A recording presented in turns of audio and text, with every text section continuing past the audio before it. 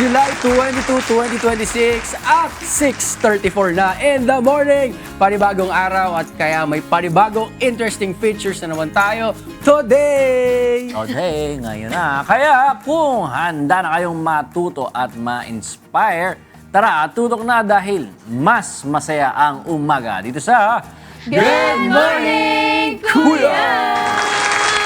Alright, let's go. Meron tayong mga kaabang-abang na guests ngayong araw. Ilan nga sa kanila ay mga kalalakihang nagpapatunay na hindi lang tikas at looks ang binibida, kundi pati ang kanilang next level intelligence, leadership at advocacy. Walang iba kundi ang 2026 Mr. World Philippines contestants. Kaya tutok lang dahil kikilalanin natin ang ilan sa kanila mamaya, mga kasambahay. Aba. At sa mga... Ay, sige. Ano yun? Bigyan natin. Ano yan? Wag na. Taon na. Wag na, parang nakakadali yata eh. Bigyan ang Ayan. sabihin mo. Si Ian. Wala, si... Uy, sasali ka ba? Kapag sasali ka, Parang feeling ko paano mo kasali ka papakilala dun eh. sarili mo? Wag na yung mga ganyan. Yung mga... Hindi, sample na lang daw. Ano ba yung mga sinasabi pag Las gano'n? Piñas na, Ian Miranda, Las Piñas City, mga Saspin na, rampahan mo, rampahan mo, rampahan mo. Talagang inaano niyo ako ah. Rampahan Oo, mo. nari. Siyempre, diba? Ano? Siyempre dapat ano yun eh, medyo matikas sila. Music naman dyan, oh. Music, Habang wala sila. Alright. Ian Miranda, Las Piñas! Dapat energetic ka, para makapansin ka agad. Oo, ganun. Para makapansin ka agad ng Pero mga in judges. fairness, kanina dumating sa makeup room yung isang contestant. Akala ko sa peripheral view ko si Ian. Uy, grabe ka naman. Pero mamaya makikita nyo kahawig ni Ian. Uy, grabe ka naman. Ngayon ka lang Lakas namin yung mga pinarampa kasi baka mahiya kapag nandito na. Mamaya. Hindi, baka sila ang mahiya kay Ian. Ganyan ang gusto ko. Sige na, lalakas yung mga utak. Sige na. Dahil dyan, Ian, meron kang ano dito, meron kang isang plate kay Chef. Dahil Yan. sa mga nag-aabang naman ang ihahandang dish natin for our breakfast, isang flavorful pasta recipe ang ituturo sa atin ng ating special guest today na si Chef Garwin Kalingasan. Good morning! Good morning, Chef! Yan, tutulungan ko si Chef mag-prepare ng kanyang mga ingredients maya-maya. Yeah. At isa naman po sa mahalaga natin pag-uusapan today ay tungkol sa isang kondisyon sa kababaihan na tinatawag na myoma o fibroids. Nagdudulot kasi ito ng heavy menstruation, pelvic discomfort at reproductive problems. Alamin natin ang expert advice ng OBGYN specialist tungkol dyan sa ating usapang pangkalusugan. At ngayon, dumako muna tayo sa ating advisories for today. Merong isasagawang free training sa basic Excel tools for inventory, sales, and budgeting ang Department of Trade and Industry National Capital Region o DTI-NCR. Gaganapin po yan sa July 28, 2026, araw ng Tuesday mula 8 a.m. to 2 p.m. via Zoom. Layon ng ahensya na makatulong sa mga sumusunod sa mga entrepreneurs, micro, small, and medium enterprises o MSMEs, cooperative members, and aspiring business owners para mapalakas ang kanilang digital skills sa paggamit ng Excel na isang essential business operation tool. Ituturo naman sa gaganaping training ang basic Excel functions and formulas, ang paggawa at pag-manage ng inventory records, pag-organize ng sales data at pag-monitor ng performance. Nandiyan din po ang paggawa ng simple budgets at practical tips para ma-improve ang business efficiency and decision-making. Take note po na limited lang ang slots, kaya mag-register na sa link na makikita sa kanilang Facebook page na @dti.ncro. Maganda nga itong meron tayong free training ng Excel kasi nga, ang laking bagay kapag marunong kang mag-Excel kasi yung iba kumukuha pa, mag-hire ka pa, magbabayad ka pa. Kunyari, kung lalo na kapag MSMEs ka, kaysa yung pagbabayad mo para gumawa ng Excel. Kasi one time lang naman yun, pag sinetup mo na yung Excel file nyo, yun na yung gagamitin mo for the rest of your business. Hindi naman siya paulit-ulit kang gagawa ng files. Kapag ka na-setup nyo na, yun na yung gagamitin sa buong business nyo. Tsaka malaking bagay nga na na-visualize mo yung costs mo, yung kinikita mo, para malaman mo kung kumbaga maganda pa rin ba ang takbo ng business nyo. Kaya i-grab natin yung opportunity na free Excel training. That's right. And speaking of free, may isasagawa ring libreng seminar ang Quezon City Government para sa mga Quezon City small business owners. Gaganapin ang Bookkeeping 101 Seminar Batch 1 sa July 31, 2026. Araw po yan ng Friday mula 8 a.m. to 5 p.m. Ang exact location ay kanilang isisend po via email once confirmed ang inyong slot. Ilan sa mga i-discuss sa seminar nito ay yung mga sumusunod: pag-record, pag-classify, pag-summarize ng business transactions, tax compliance at monitoring of business performance. Kaya para sa mga interesado, scan nyo lang ang QR code na naka-flash sa inyong screens para mag-register at makita ang kanilang updates. Pwede ring bisitahin ang kanilang Facebook page na @QCGov para makita ang link sa kanilang post tungkol dito. Ganda to, libreng bookkeeping training para sa mga nangangailangan. Siyempre, yung dagdag knowledge when it comes to business and yung mga, yung mga related sa bookkeeping. Magandang yan, kumbaga, take advantage natin yan, dagdag sa knowledge, dagdag sa skills, para rin mas ma-organize natin yung mga business transactions, tsaka yung mga pagko-comply natin sa mga taxes natin. Kasi before dati, nung unang ko dyan, naalala ko yung syempre pag adult ka, yung malalaman mo na magbabayad ka na ng tax. Ay, ang complex, ang daming gagawin.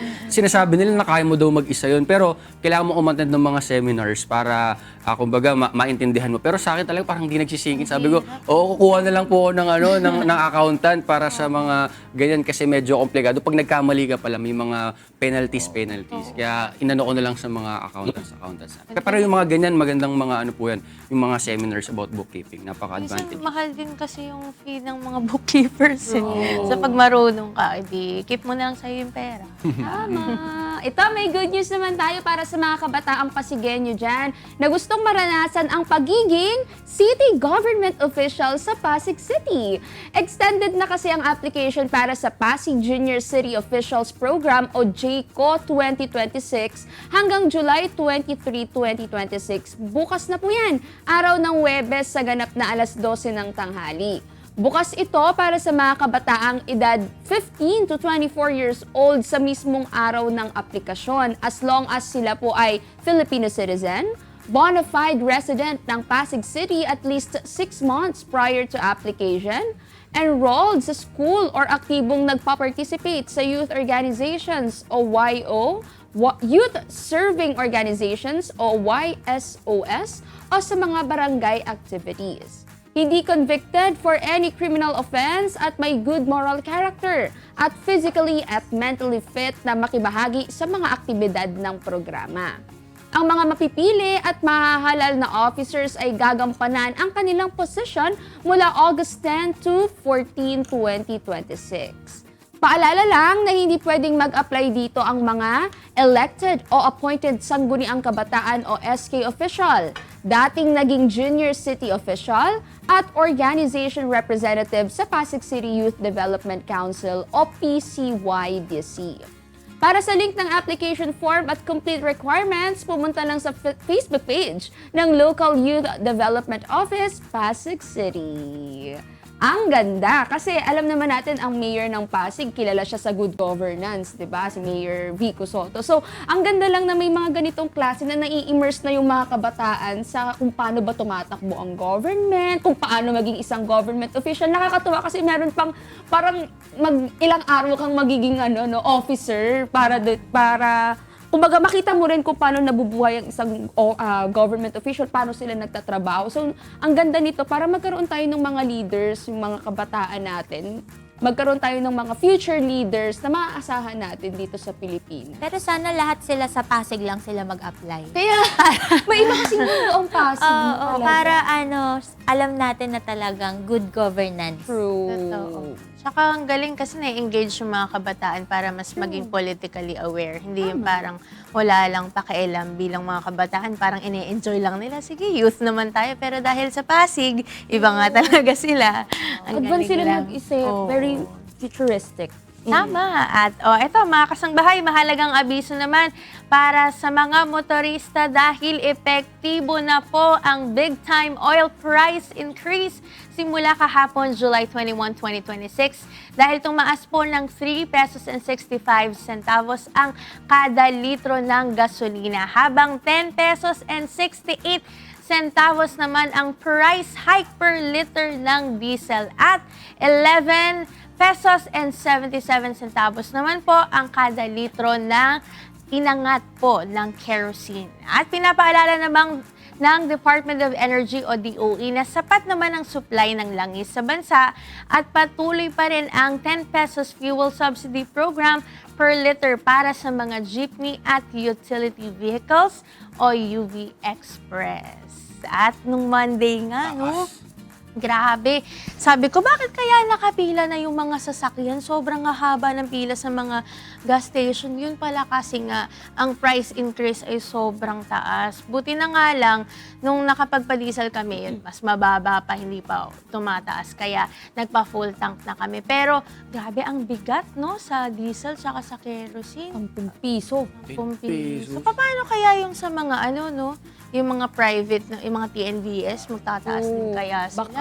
Baka magtaas yun ng presyo. Siguro mapapansin na yan ng mga kasambahay. Kailangan mag-angat ng ng presyo din ng TNVS dahil nga karamihan dyan, mga naka-diesel din.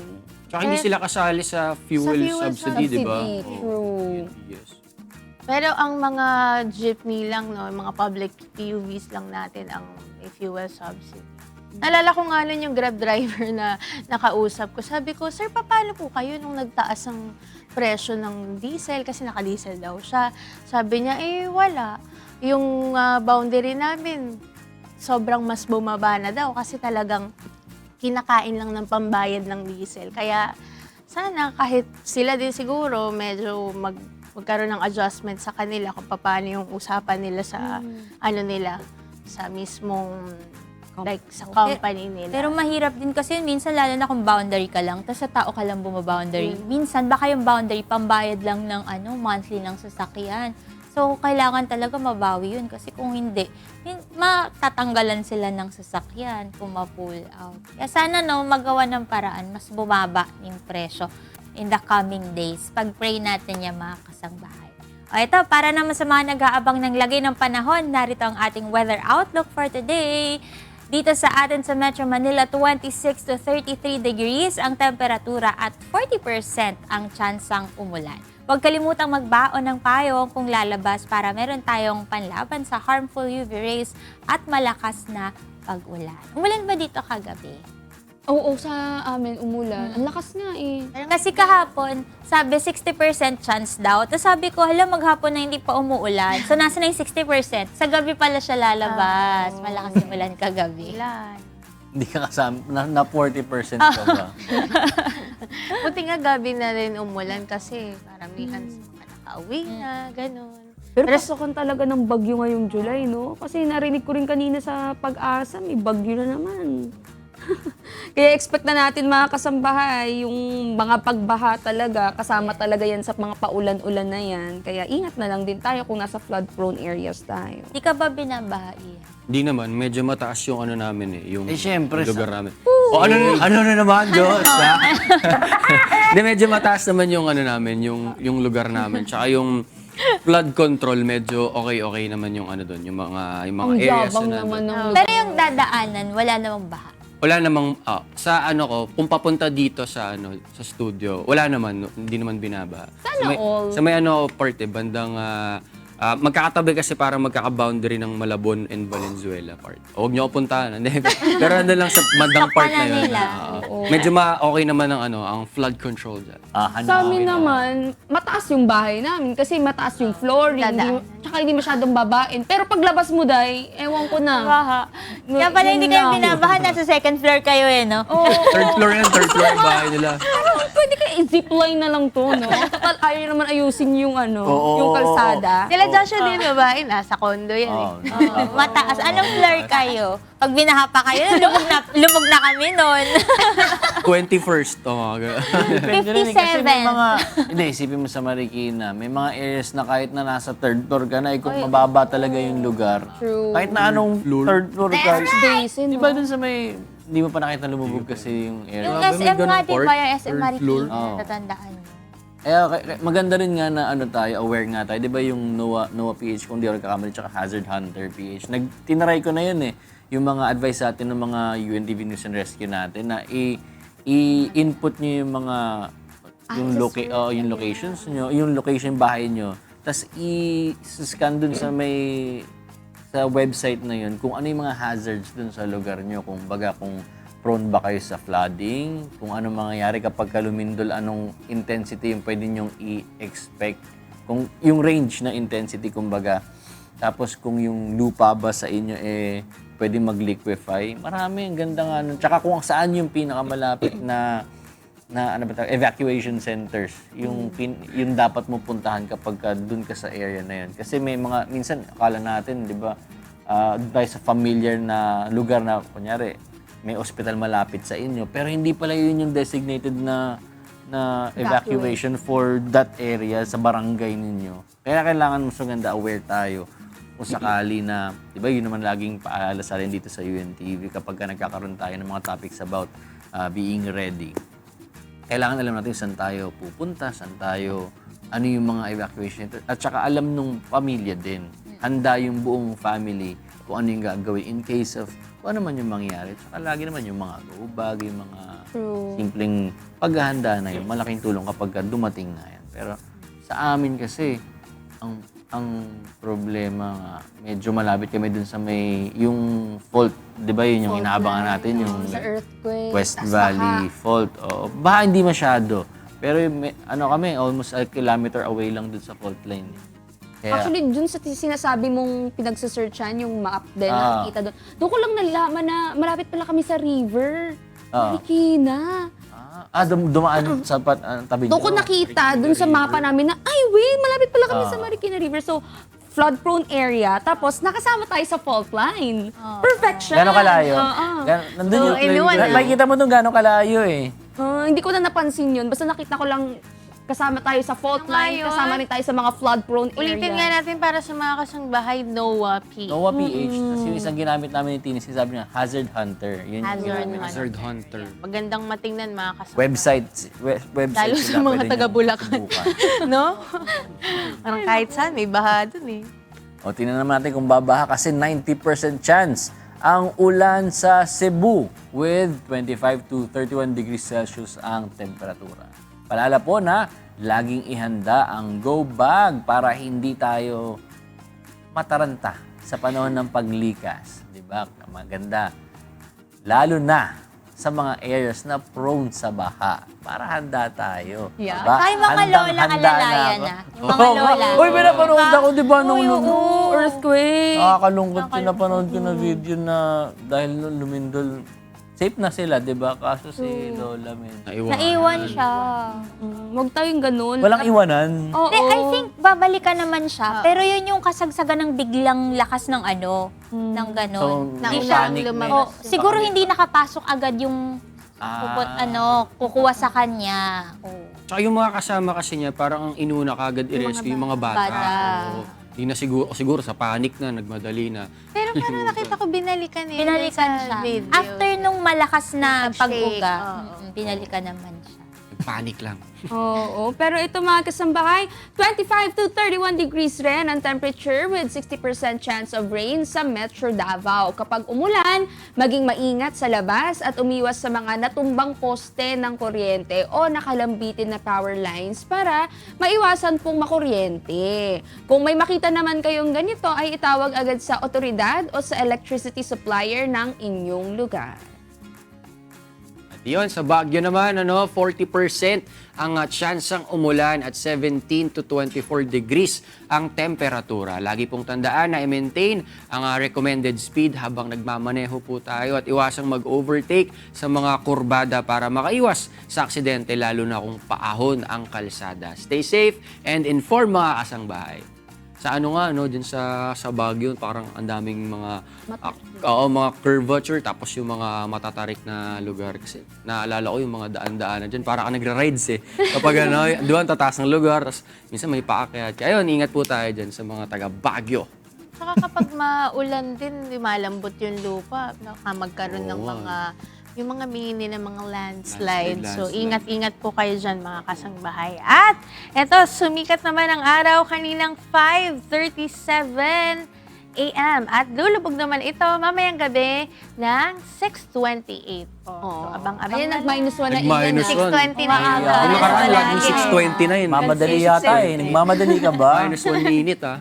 At marami pa tayong naka-good vibes na share sa inyo mamaya. Kaya chill lang kayo dyan dahil magbabalik pa kami.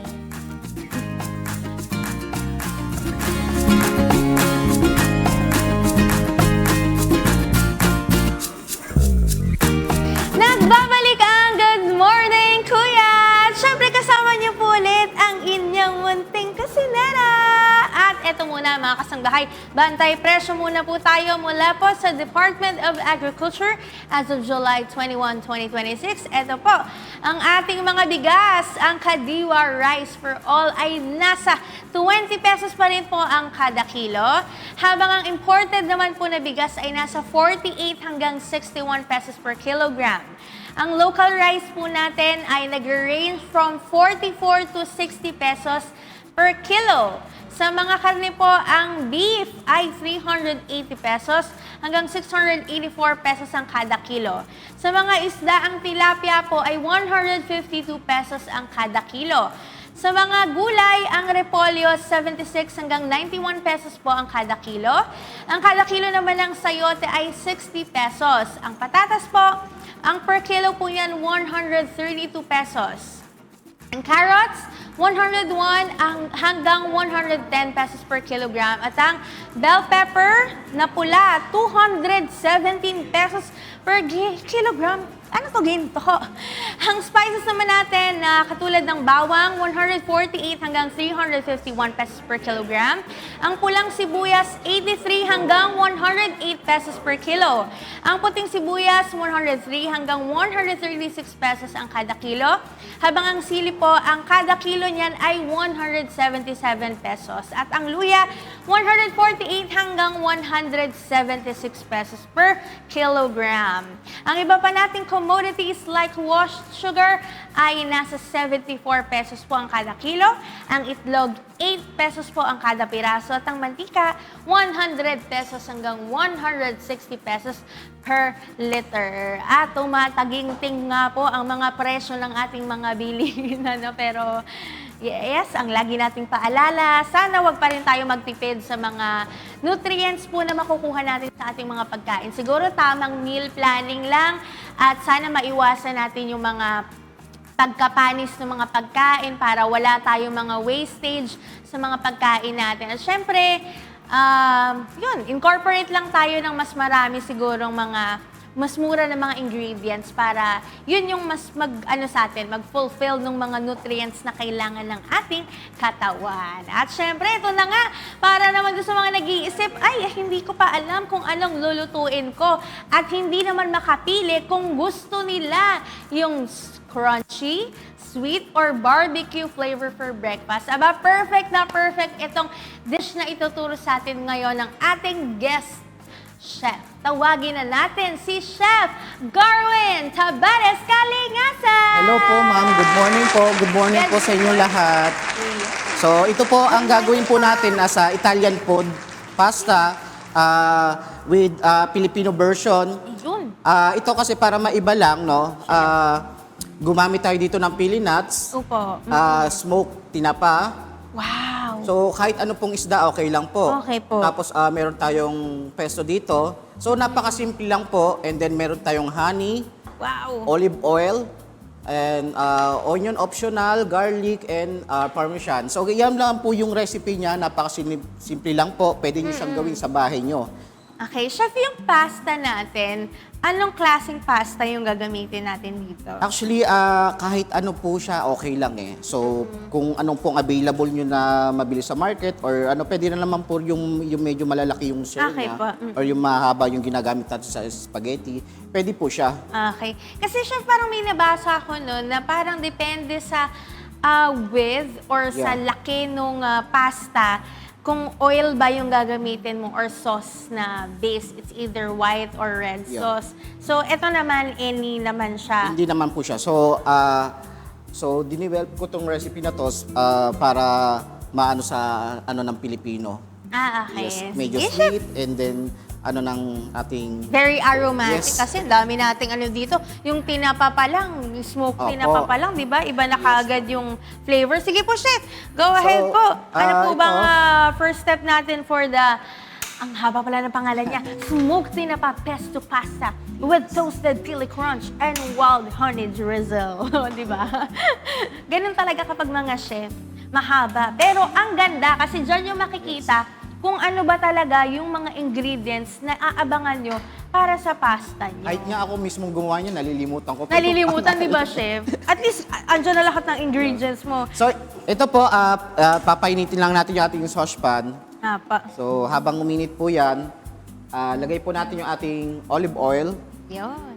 Chef, sa olive oil, ano konti po lang. yung dapat nilang tingnan? Kasi may iba-ibang klaseng olive oil. Extra virgin, Extra pure virgin. olive, Pag pomace. pagka mga ginagamit sa salad yun eh. Yung mga, Apo. ito, kasi yung extra virgin, okay lang po siya. Hindi siya maano sa usok. Apo. Tapos ito, mga kasangbahay, may nabasa kasi akong article na dito pala sa Pilipinas ay tayo lang pala talaga ang merong pili nuts. Yes. Kaya nakakatuwa, no? Pwede pala natin siyang i-incorporate sa, sa So, pasta. Medyo mainit yung ating oil. Inad ko yung, Bawang lang to, chef. Yun. and then ating tinapa. Kahit ano pong isda, okay lang. Depende po sa kung anong gusto nyo po. So naisip ko kasi ito, Pilipino, and then Italian. Parang gusto ko yung pagsamahin yung Fusion. dalawang mundo. Isang Italiano, isang Pilipino. Since sa Italian cuisine ako. And then onion, optional. Ayun. Pero chef, gano'n na po kayo katagal na chef po? Actually, pastry chef ako. 15 years na ako sa pagiging pastry chef Pastry ko. chef, opo. So, ito, naging 2 years ako sa pagiging cook. Kaya Hot naging kitchen. executive ako nun sa aking trabaho nun. Okay po. Ayan po. Grabe. Paano naman yung naging transition nyo, chef, from pastry to hot kitchen? Kasi, di ba, all measured talaga Yes. sa pastry. At saka very science Saka sa baking. Magkamali ka ng konti. Nako, pag hindi umalsa yung tinapay mo, nako, ulit ka na naman. Opo. So habang kinakakaramelize natin yung ating onion, garlic, and then yung tinapa, add na po natin yung ating pesto, paste. Naku, chef, alam mo yung mga kasama ko dito, paborito ang pesto. Wow. Sa mga medyo healthy, pwede sa inyo ito Ito naman pong pesto, mabibili nyo po ito sa mga supermarket. Madali po siyang bilhin. Pag gagawa naman kayo, madali lang din. Yes po. Basta may basil kayo. Ang sarap. Nakaamoy ko na yung... Kailangan medyo Ay, mabango ang po sarap siya. talaga. Alam niyo mga kasangbahay, pwede rin to sa kanin eh. Kung ayaw niyo ng So, pasta. okay na po yung ating pesto. I-add na po natin yung ating pasta. Ayun. So, naka-ready na po ito. Kasi ito po, pag mga imported na pasta, asahan nyo medyo matagal lumambot yan. Grabe, ganun lang. So, ganyan lang po siya kasimple. Pero chef, kung gagawa pala sila ng pesto, pwede niyo po kaming bigyan ng Yes, of course. No, scratch. basic ingredients Yes. ng pesto para kung ayaw nila maghanap sa groceries. Kasi chef, minsan mahal din, Yes, di opo. ba? Ang ginagawa ko po niya pagka-scratch, so naubusan kami ng face, ang ginagawa ko, basil leaves, Apo. bumibili ako niyan, tapos yung cashew nut, Okay. or kung walang cashew nut, pwedeng peanut na i-ano mo lang yon. Durugin mo lang siya and then garlic, tapos olive oil. Okay. So ayun na po siya. O, di ba? Basic na basic, mga kasangbahay. Hindi na kayo kailangan Kaya bumili po. sa groceries. Tsaka kayo pa, tansyado nyo kung anong gusto nyong alat. Yes. Ayun. Ayan po, so ganito lang po siya kasimple, oh. Ayun. Madali siyang Pinapakitaan tayo gawin. ni Chef kung paano mag-toss. Ayun. Ano bang next na ilalagay natin dyan, Chef? So, ito po, hindi natin siya lalahatin kasi sa patty, kailangan po Okay. natin yan. So, mga kalahati. So, ano pong i-expect nila na lasa dito, Chef? So, ito kasi, malalasa natin lasa ng pesto dito, ng Italian, tapos medyo may crunchy tayo nalalasahan, tapos yung Okay, para may smoked bite. tinapa. Yes, oo. Okay. So, Italiano, tapos Pilipino. Okay. So, ano siya? Halong, oo nga, no? Yes. Very interesting yung flavor nito. Tsaka, Chef, ang napansin ko sa pili, very versatile to na ano, no? Na Yes, ingredient. po. Kasi, ano siya eh, very mild yung lasa niya, pero may distinct siyang flavor. Yes. Kapag hinalo mo siya sa mga katulad nito, overpowering yung lasa ng tinapa, hindi siya kumbaga, masasapawan niya yung ibang ingredients, po, pero naha-highlight pa rin niya yung lasa mismo ng pili. Yeah. Yan. So, kaya maganda rin pala siyang i-add. Dito lang po sa atin sa Pilipinas. Sikat siya sa Bicol. Opo. Tsaka medyo mahal din yan. Yes Chef, po. Di ba? Kung ayaw nyo, yan ang ilagay nyo sa pesto nyo. Yan. So, luto na po yan. Okay, Chef. Pwede na po siyang Transfer i-patty. natin. O sige, mamaya natin to i-garnish mga kasangbahay. Siyempre, patatakamin muna namin kayo. Hindi namin papakita sa inyo kagad yung final product. No? Pero, ayan. O sige, dahil nakita nyo naman yung mismong pag-garnish natin, hindi natin ipapakita yan later na. Pero, sige, puntahan muna natin yung iba nating mga kasama. Ano bang kwento nyo dyan? Dadalhan namin kayo ng pasta mamaya ni Chef. Bicolano pala eh. Gusto namin yan. Nakita ko yung pili, yung chili, tsaka yung Bicol na tinapa. Favorite ko rin yan, Chef. Kaya titikman ko po yan later. Pero, to make our morning even more beautiful and inspiring, joining us today are the men who will shape the next generation of Filipino leaders, advocates, and global ambassadors. Yeah, let's all welcome Mr. World Philippines contestants Wendell Pamphilo, Logan De Leon Cop, Archan Perez, together with their General Manager of Mr. World Philippines Organization and Talent Manager, Mr. Ethan Layson. Good morning, guys! Good morning! Welcome sa Good Morning, Kuya. Please greet our viewers. Hello. Hello guys, good morning. Morning. Morning mga kasambahay.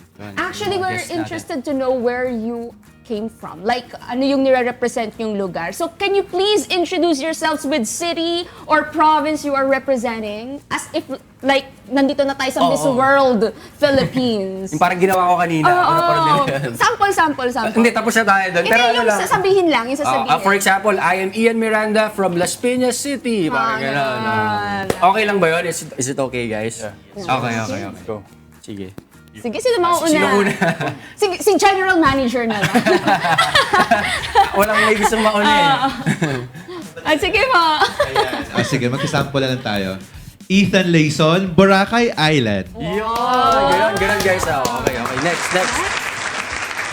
Who's next ba? Alae, mabuhay. My name is Archan Perez. You're Mr. World Philippines, Tanawan City, Batangas. Yun. Alright. Next one. And may mic naman kayo. You have your mic. Hello, my name is Logan De Leon Culp. I'm representing the Filipino community of Canada. Canada. Next. Hello po. My name is Wendell Oliver Pamphilo, representing Nueva Ecija.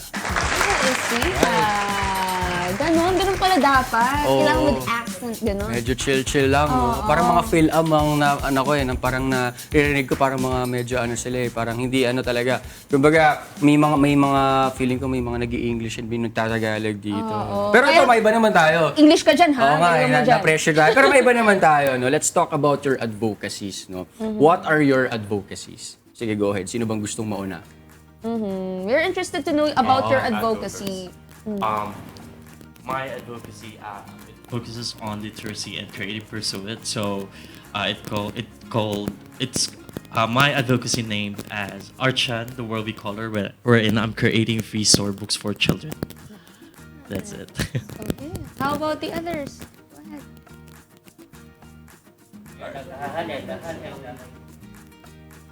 All right, so for my advocacy, I'm advocating for the youth empowerment through sports and education. So it focuses on mentorship, sports programs. So yeah. How about you? May, Yep. you have Oh, your- okay. Okay. Yeah. So my advocacy is also about sports empowerment. When I was in Toronto, I worked at a nonprofit which gave free boxing equipment, free lessons to children. So I really saw how that can impact the lives of people who can't really afford sports. So that's what my advocacy is about. Yan. Alam niyo mga nasa bahay, kaya namin natatanong yung advocacies kasi yun na talaga yung tinitignan natin ngayon sa pageantry, di ba? Hindi na lang pwede yung gwapo ka lang, hindi lang pwede yung macho ka lang, di ba? Kailangan meron ka ring purpose. Kaya gusto nating makausap din, matanong si Mr. Ethan, can you tell us more about the organization, about Mr. World? Yeah, actually, the Mr. World is originated in London back in 1993. Our mother organization is actually Miss World. And Miss World and Mr. World focuses on advocacies. Kasi our candidates, compared to other pageant na lumalabas ngayon and mga before, may purpose. Yeah. May purpose sila after their competition. So, doon tayo sa may charitable na work, ganyan, yung makakatulong sa community natin. Yung someone na makakapag-promote ng bansa natin. Yeah. Tsaka yung mga advocacies kasi na yan, dyan din yung makikita natin, yung mas magkakaroon sila ng impact eh. Diba? Na yes, maitsura, yes, macho, pero yung nagagawa nila para sa mga kabataan lalo na, diba? Correct, Meron correct. sila kasing influence eh. Dapat ma-share natin yun in a positive and in a good way. That's right. Pero what makes Mr. World Philippines different from other male pageants? Ayun, so as mentioned nga, yun, ang diferensya namin with other male competition is it's the advocacy. Meron kaming purpose, meron kaming vision for the world, for the community. Meron siyang kumbaga, mayroong silbi yung magiging winner. Yun. So, at saka, we are also proud to say na yung nagiging winner sa international competition is the one na pinapadala natin sa mga convention, sa mga different events all over the world ng as ambassador. Yun, sa mga UN, United Nations. Actually, very active nga talaga yung Miss World, Mr. World sa mga ganyan. Kasi napapanood ko rin sila, I'm a pageant fan kasi Oo. diba Ian? So, Hindi sa fan. talagang nakikita ko kung gaano sila ka-well-spoken, lalo na pagdating sa mga, kung ano yung mga issues na meron tayo, hindi lang sa bansa, buong mundo. Kaya ang laki rin nung nagagawa nung pageant na to, hindi lang para sa mga contestants, pati na rin sa ibang tao. Pero din naman sa mga contestants natin, kasi nag-start na ba yung preliminary activities nila? We one more thing na different naman sa ibang pageant, we have these fast track challenges. Oh. So those fast track challenges are like head to head, beauty with a purpose. We also have the sports challenge, top model. So siya overall. So we want someone that is overall package talaga. Totoo yan. So usually during beauty with a purpose, doon nila pinapresent yung mga kanilang advocacies para nagkakaroon sila ng thesis. Yeah, defense. Yes, defense. Oo. And then for the head-to-head naman, it tackles about current issues, social issues, na parang debate din siya. Yun. ganun Ang siya. interesting, di ba? Pero for the for the contestants, mga broskies natin, ano yung activity or what activity of the organization have you enjoyed so far? Ano ba yung mga tapos nyo na ng mga activities? Ano ba yung mga tapos na? For me, I enjoyed the charity event that we had in Baseco, Manila, together with the Erda Foundation and Miss Gwen Forniol, our one of the Miss World Philippines. So we gave some simple blessings to the children and kids of Baseco, Manila. We packed school supplies and we give it to them. That's it. Thank you. How about the others? What did you enjoy? What activity you already enjoyed? For me po, feeling ko yung sports challenge. So this, I think about a month ago, we did Spartans Sports Challenge. And this was one of the fast tracks that Sir Ethan mentioned. So it was being like a sports fanatic. Yeah. I definitely enjoyed it. It was challenging, very competitive. Everyone was competitive. And we had teams here. We had like 4 teams, I think. Yeah, and everyone wanted to win. So it was a great event. In addition to dun sa minention ni Wendell, kasi the sports challenge is compared to other competition na Mr. World Abroad, ours is different. So this year, our sports challenge is hosted by Spartan Race. Yes, so hindi ka siya normal na basketball lang. So sila, they crawl sa mud. So they do monkey bars. So it's really different from the typical sports challenge. It's like an real. obstacle course race. Yes. Pwede ka doon. Oo, pwede. Next time. How about you? I really enjoyed the initial introduction that we had because I'll say this, coming from Toronto, I didn't have that many friends in the Philippines. So I was a little bit nervous, but everyone's been so great. And I can actually say genuinely, like, these are my friends. And I think I have friends for life from Mr. World. Isa pa yun, no? Na nabubuo sa mga ganito, na nagkakaroon ka ng pangmatagalang mga kaibigan. Kumbaga may mga may mga shared kayong mga habits, kaya mas True. nagkaka-relate din It's the kayo. brotherhood. Totoo. Parang maglalaban lang sa corona, pero sa dulo nito, friends pa rin, broskies pa rin. Pero about Mr. World Philippines, curious kami, sino ba yung, who is the reigning king of Mr. World Philippines? Our reigning king of Mr. World Philippines is Kirk Bondad. And he's also, Yeah. he also won, di ba, sa international? So yeah, sa Mr. International. Mr. International. Yes. He was fortunate to won the international crown. And for the world, he was part of top 20. Top 12. Yeah. Top 20. Ang ganda rin ng run niya. Ang galing niya rin kasi talaga. Oo. Pero dun sa mga contestants naman natin, pwede ba naming malaman when is the final night of the Mr. World Philippines? Yeah, so we're inviting you guys to watch us live on August 2nd in Newport Performing Arts Center. And yeah, so we're excited, very excited for this moment. So, pwede rin ba ninyo i-promote yung mga sarili ninyo para supportahan kayo ng inyong mga fans, yung mga nanonood sa atin ngayon? Uy, ang gwapo ni bawa ni Wendell, ganyan. Saan nila kayo pwedeng ma-follow? Saan nila kayo pwedeng supporta? Go ahead. Again, my name is Archon Perez. You can follow me on my Facebook and Instagram. Just search Archon Perez. Also on TikTok. That's it. How about Next. Yep, please come support us. It really mean a lot to us. It's going to be a really fun event, so we really hope we see you there. You can go on the Mr. World social media, Mr. World PH, and all the details are there, so see you there. pero may, live stream? Like, Yes, bang hindi kami makakapunta sa mismong venue? Yes, we do have live streaming in our YouTube channel. That's ALV TV. Simultaneous din yun sa Facebook ng Mr. World Philippines Organization. Yeah, so you can also promote your socials. Oh, yeah, so follow me guys on Instagram at Wendell, and then Facebook Wendell Oliver Panfilo, and TikTok as well. Thank you.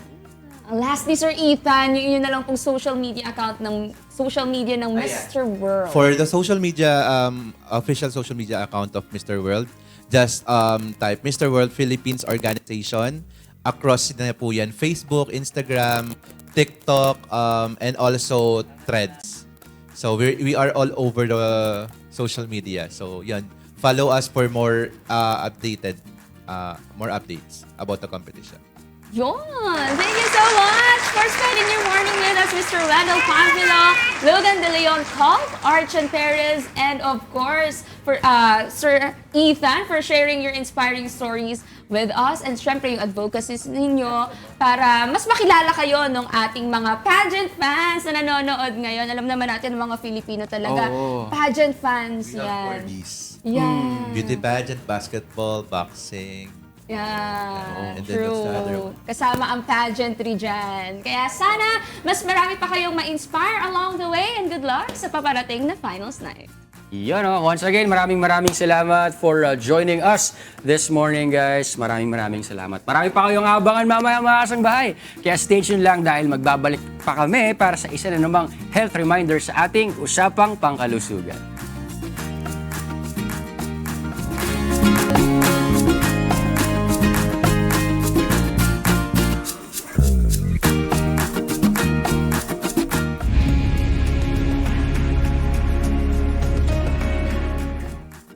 Nagbabalik ang Good Morning Kuya. Ang oras ay 7:34 ng umaga at oras na para sa ating Usapang Pangkalusugan. Minsan mga kasangbahay, akala natin na normal lang ang heavy menstruation at madalas na pananakit ng puson. Pero paano kung uterine fibroids na pala? Ngayong araw, pag-usapan natin ang myoma condition kasama si Dr. Cheryl Santiago Alabado. Good morning po, Doc. Good morning! Good morning, Kuya! Good morning po sa inyong lahat. Ayan. Doc, ano po ba yung tinatawag nila na myoma or yung fibroids? At paano po malalaman ng isang babae na meron siyang ganitong condition? Ayan, very important yung tanong mo. Kasi ngayong July ay Fibroids Awareness Month. So maganda na meron tayong chance na pag-usapan ito. Kasi alam nyo ba that 7 out of 10 women ay pwedeng magkaroon ng myoma during their reproductive years. Pwedeng. Oo, in fact, During, so mahabang span po yun. yes. At actually, yung mga ino-autopsy no, na mga namayapa na mga women, incidentally, nakikita talaga yung matres nila na may mga maliliit na bukol. That is yung myomas. Ang babae lang po ang may matres, tama? At ang matres po yan ay made up of smooth muscles. Ngayon, ang myoma ay overgrowth ng isang bahagi. Isang smooth muscle doon, pwede siyang magkaroon ng overgrowth. And because of the influence ng estrogen at progesterone, kasi yun yung mga promoters ng growth, lumalaki. Kaya mas common yan sa mga reproductive age. Meaning yung mga nagkakaroon pa po ng period, ng mga buwan ng daloy na tinatawag. Kasi hindi po ang estrogen, ang progesterone, ang sanhi ng myoma, ha? Pero inherent yun sa mga babae kasi may genetic factor siya. At kung meron nga pong part na tinubuan, patuloy yung paglaki nito every time that she menstruates kasi nga hormone sensitive. Pero Doc, ano pinagkaiba nung fibroids or yung myoma dun sa mga usual na natin tulad nung cyst sa ovary? Anong difference mo nila? Okay, ang myoma, solid tumor siya. Benign. Okay. So dahil ang origin niya galing sa matres. Yung mga cyst po, ang laman niyan usually ay fluid, tubig. So ang mga cyst, usually we see this entity sa ovaries. Yung dalawang gilid.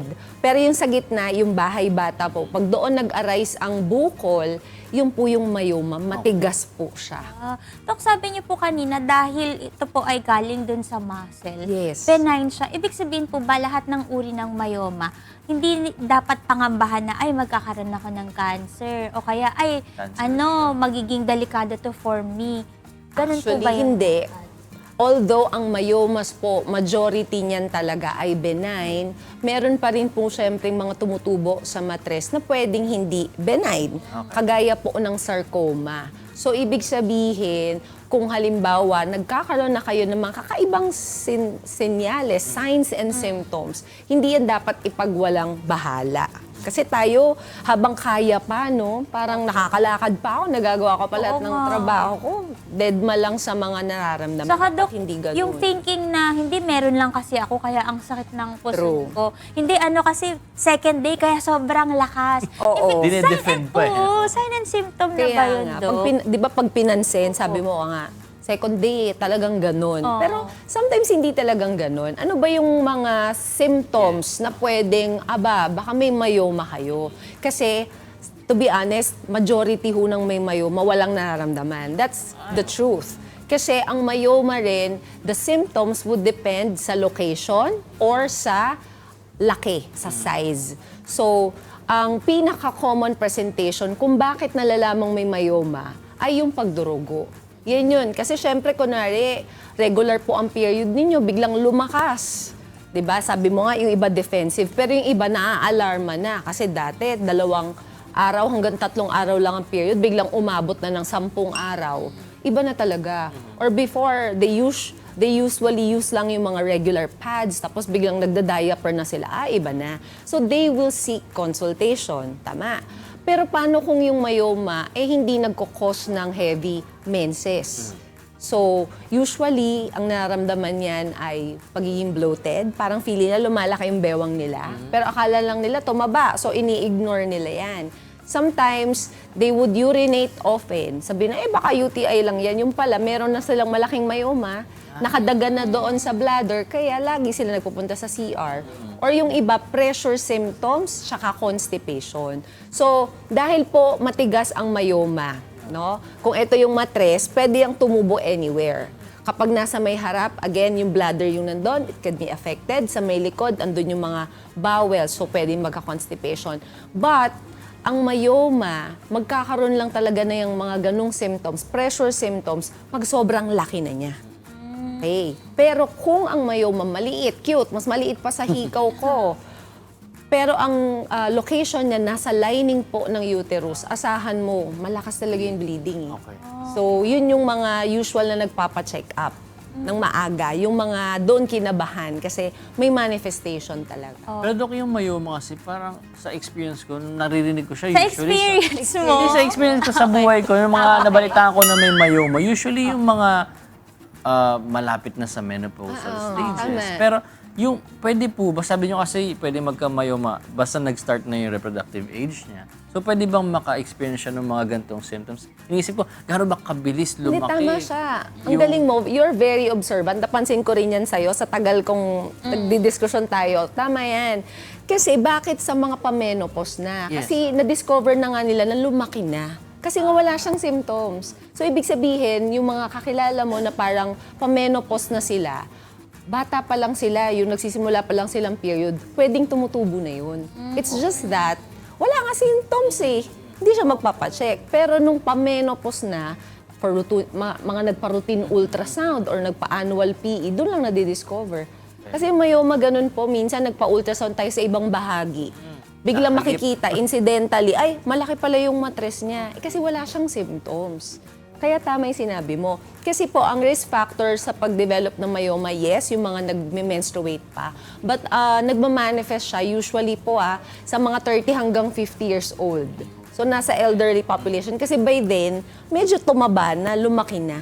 Doon na rin nagkakaroon ng mga talagang observable na symptoms. Opo. Doc, since ito nasa matres po ng isang babae, no, makaka-apekto ba to sa pagbubuntis kung gusto niya magbuntis? O kaya kapag buntis na po siya, mahirapan po ba siyang manganak? Yan, very good question. Alam niyo ba, sa mga couples who are trying to conceive, isa talaga sa kailangan naming ipacheck ay yung anatomy niya.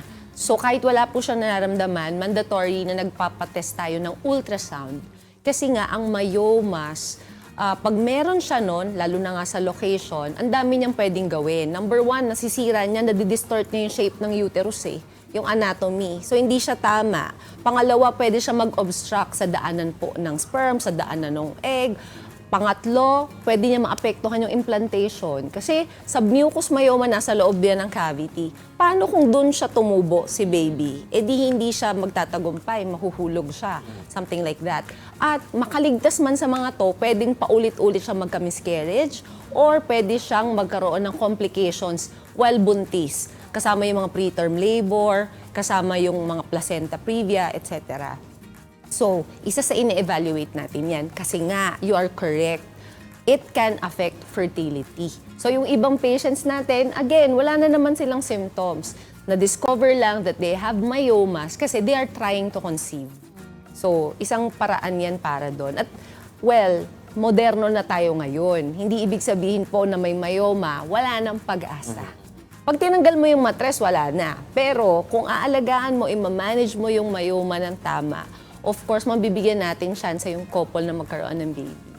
Pero paano po ba nga natitreat po ba ang myoma sa different stages niya? Kasi sabi niyo, pwede naman maliit lang, pwedeng lumaki na. So, paano po yung management sa iba't ibang klase ng mayoma? Okay, individualized kasi yan. Number one, depende dun sa symptoms. Siya ba ay nagbe-bleed? Hindi. Siya ba ay nakakaramdam ng pressure symptoms? Hindi. At dahil sinabi nating benign ng myoma, pwede tayong gawa ng expectant management. Ano yung expectant management, Doc? Ino-observe lang, watchful waiting. Imo-monitor lang natin yung size ng myoma mo every year. Chine-check natin sa ultrasound kung biglang nagja-jump or biglang nagiging aggressive yung growth. Tapos, sa mga patients naman na nagbe-bleed, of course, pwede tayong mag-start with medical management, kung maliit, o kaya kung submucous myoma talaga yan, yan yung mga tinatanggal talaga natin. Ang myoma kasi po, hindi yan natutunaw. With the medications, it can control symptoms, it can control yung bleeding, it can reduce the pain, pwede siyang mag-shrink. May mga gamot tayo to have it na lumiit prior to surgery. Pero ultimately kasi, dahil bukol yan, it has to be removed. Ito tanong, tatanggalin na po ba yung buong matres o yung myoma lang? Again, individualized. Kung ang patient, bata, gusto pa magka-baby, definitely isi-save natin yung matres. Ang tatanggalin lang natin ay yung bukol. Pero sa mga kakilala mo na medyo advanced na yung age, perhaps kompleto na yung childbearing career nila, ang maganda sa kanila, pwede nang tanggalin yung buong matres. Okay. Kasi ang purpose naman talaga nun is to just house a baby, di ba? Eh kung di na po sila magbe-baby, yun ang pinakamainam for them. So again, pagka may mga kakilala kayong may myoma, huwag kayong magko-compare ng notes na, bakit ito, ganyan, ba't gano'n? Kasi individualized po. Kaya dapat talaga, sa sangguni kayo, kukonsulta kayo kasi we will give you the best management depende po sa kaso ninyo. Dok, bago kayo magbigay ng message para sa mga kababaihan, tanong ko lang po, pag natanggal na po ba yung myoma, may possibility na bumalik pa to later on? Actually, yes. Kung bata pa yung patient. Paano kung 30 years old lang ang pasyente? Matagal pa siya bago mag-menopause. Habang active pa po yung ovaries, pwede pa po. So, hindi kami nagbibigay din ng false claim na, magaling ka na. No, we will still monitor them, especially kapag conservative management yung ginawa. Tinanggal lang yung myoma at hindi tinanggal yung buong matres. Ayan, Dok, baka natatakot na yung viewers natin.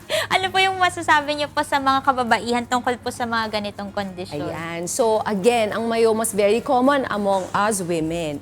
Ito lang yung payo ko for this month na awareness about fibroids. Number one, wag niyo hong iwalang bahala yung mga biglang mga nararamdaman yung kakaiba sa inyo. If you have signs and symptoms, wag po kayong maging nonchalant. Pangalawa, wag matakot magpa-consult. Hindi rin porke po walang nararamdaman, hindi na kayo pupunta sa inyong OBGYN. Maganda ho, nasusuri po yun.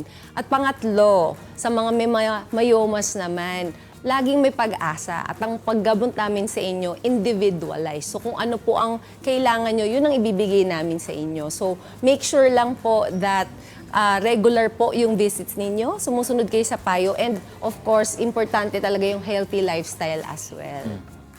Right. Doc, baka may gusto po kayong i-invite? Meron po ba tayong mga activities during this month? Kung meron po, please invite our viewers. Wala naman. But again, we provide free consultations. Okay. Huwag mahihiya sa TikTok tsaka po sa FB page. Yan po yung ating pang-public service sa inyo. Doc, baka may gusto po kayong batiin naman this morning? Ayan. Hello po kay Mami ko. Mami, pagaling ka. Si Mami ay naoperahan sa paa po. pero very good. Nag-rehab na. Get well Si po. Daddy Ega, si Sofia. Siyempre, yung mga relatives natin sa Marikina, sa Batanes, sa Tarlac, and of course, my husband, Paolo. Miss you. Good morning. Thank you so much, Doc Cheryl Santiago Alabado. Kaya mga kasambahay, lalo na sa kababaihan, let this be our reminder na magpa-check up at makinig sa payo ng medical professionals kasi dapat healthy tayo. Sa professionals, hindi sa internet lang. Ha? Pero bago tayo magtapos, nice lang din namin batiin si Doc She. On behalf of the GMK family, we congratulate you for being recognized by Asia's Top Women Awards as a distinguished medical luminary in public service, advancing adolescent health, gender development, and cancer support initiatives. Congratulations, Doc Cheryl. We are so proud of you. Hey, congrats! Congrats! Thank you po. At lahat kami saksi dyan, Dok, kasi kapag may tanong kami, Dok, talaga naman, isang chat niya lang Tayo kay yung Doc. unang anak. Reply siya agad. Tama. Thank you. Once again, congratulations, Doc Cheryl. And at this point, puntahan naman natin si Ira, ang munting kusinera for our breakfast update.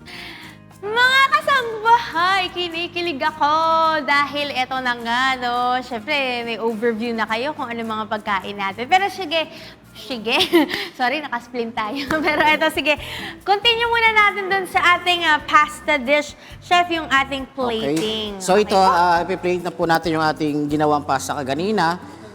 Okay. Ayan. Chef, anong klaseng pasta nga ang tawag dito? Tawag sa amin ito eh. Pero merong iba-ibang tawag sa ano. Meron din tayong ano, ito yung pang garnish natin sa iba po. Yung pili nut. So nasa sa inyo po yan kung gusto nyo. Ano karami? Yes. Para mas masarap. Ayan. Yun. And then meron tayong ditong honey. Honey. So wild honey po siya. Oh. Yan. Ang galing, no? So medyo Huwag kayong maguluhan sweet. mga kasangbahay, di ba nga? Pagka merong pizza, nilalagyan din ng Yes. honey, di ba? Tapos meron tayo ditong parmesan flakes. Ayan. Oh, wow. Pero pwede rin siyang ano, yung nabibili sa market. Yung grated na. Yes. Para hindi na kayo mahirapan magano. Yun. So ayan na po siya. Sarap. And then lagyan po natin siya ng ano sa ibabaw. Kinikilig ako. Sarap eh. Simple-simple lang nung dish. So ayan lang po yung ano, ganyan lang po siya kasimple. Ayan na, mga kasangbahay. Ito na po ang ating smoked tinapa pesto pasta with toasted chili crunch and wild honey drizzle. Di ba? Ang haba nun. Ang ganda-ganda ng pangalan. Pero, bukod dun, Chef, ano pa po ba itong mga nasa harapan nating pagkaganda-ganda? Ito po yung sa aming sa Milano, sa bakeries. Meron kaming ditong pagutino, cinnamon, croissant, focaccia, sandwich, at meron din kaming cold pasta. Ayan po yung product namin. Apple strudel, crostata, yung cookies ng Italiano. At meron din po kaming ready to ano sa stock okay. namin. So ito yung cold pasta na may kasama ng focaccia. Wow! Ayan po.